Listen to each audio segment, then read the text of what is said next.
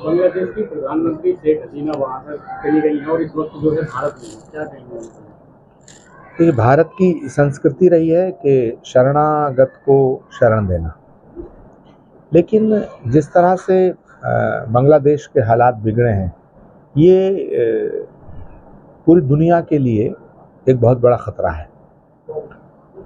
पाकिस्तान के हालात भी बिगड़ रहे हैं। भारत की एक तरफ पाकिस्तान है, एक तरफ बांग्लादेश है। एकदम पड़ोसी देशों में अराजकता, आतंकवाद और बगावत और वायलेंस का जो एटमॉस्फेयर क्रिएट हुआ है, मुझे लगता है इसको देखते हुए भारत को बहुत सावधानी से चलना चाहिए। और क्योंकि खतरा भारत पर भी मंडरा रहा है और ये खतरा विचारधारा का है, ये खतरा कि किस तरह के सियासी सिनेरियो का है, पॉलिटिकल सिनेरियो का है, जिसको कोई भी संभ्रांत राष्ट्र स्वीकार नहीं कर सकता। हमें खुशी है इस बात की, और ये हमारा सौभाग्य है कि भारत में एक सशक्त नेतृत्व है।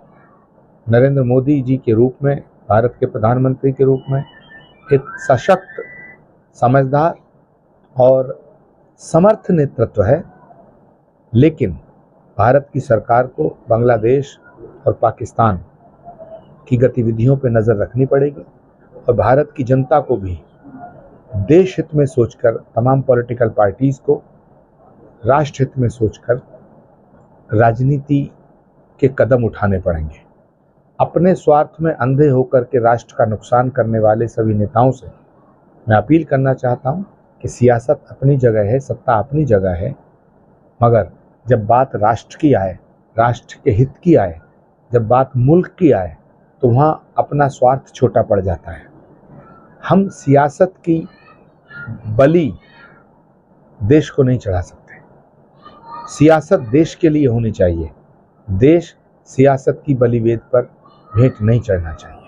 तो राष्ट्र की एकता प्रथम है, राष्ट्र की सुरक्षा प्रथम है। राष्ट्र की सुरक्षा को भी भयंकर खतरा पैदा हो गया है बांग्लादेश और पाकिस्तान की स्थितियों को देखते हुए।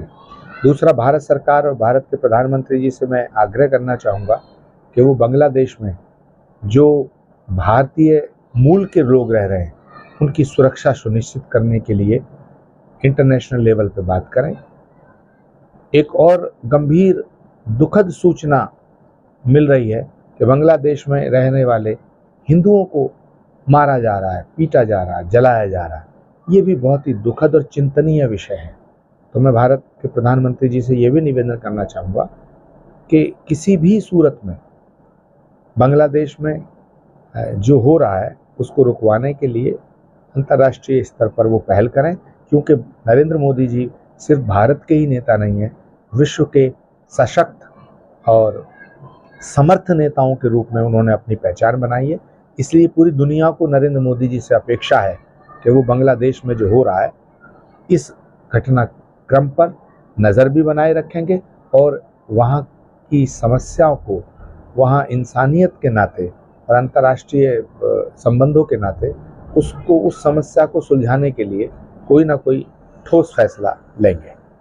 आम आदमी पार्टी के सांसद हैं संजय सिंह, उनका कहना है कि जो तानाशाही करेगा उसको देश छोड़कर भागना होगा। फैसला, सवाल इस बात का है कि तानाशाही कौन कर रहा है? क्या सरकार तानाशाह है या विपक्ष तानाशाह है?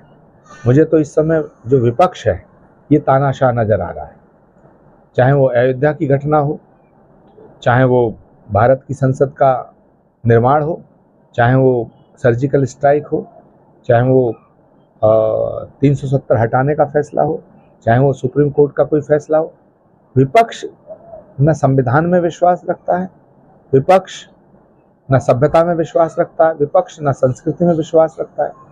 विपक्ष इस देश की सत्ता पर कब्जा करना चाहता है, इस देश की संपदा को लूटना चाहता है। अपने अपने गिरेबान में झांक के सबको देखना चाहिए। सरकारें सबने चलाई हैं, कल पंडित नेहरू जी से लेकर के डॉक्टर मनमोहन सिंह जी तक और आज नरेंद्र मोदी जी का कार्यकाल, इस सब की समीक्षा अगर निष्पक्ष तरीके से की जाए तो निसंदेह मैं कह सकता हूं कि आज भारत विश्व के स्तर पर जिस तरह भारत का गौरव बढ़ाने का काम नरेंद्र मोदी ने किया है, उससे हर एक भारतवासी को खुश होना चाहिए। मगर अफसोस की बात यह है कि विपक्ष सरकार से दूर होने के बाद सरकार की नीतियों की आलोचना करने की बजाय नरेंद्र मोदी से नफरत करना शुरू कर दिया है। नरेंद्र मोदी से नफरत करता है और नरेंद्र मोदी से नफरत करते करते वो देश से नफरत करना उसने शुरू कर दिया है। ये दुर्भाग्यपूर्ण है।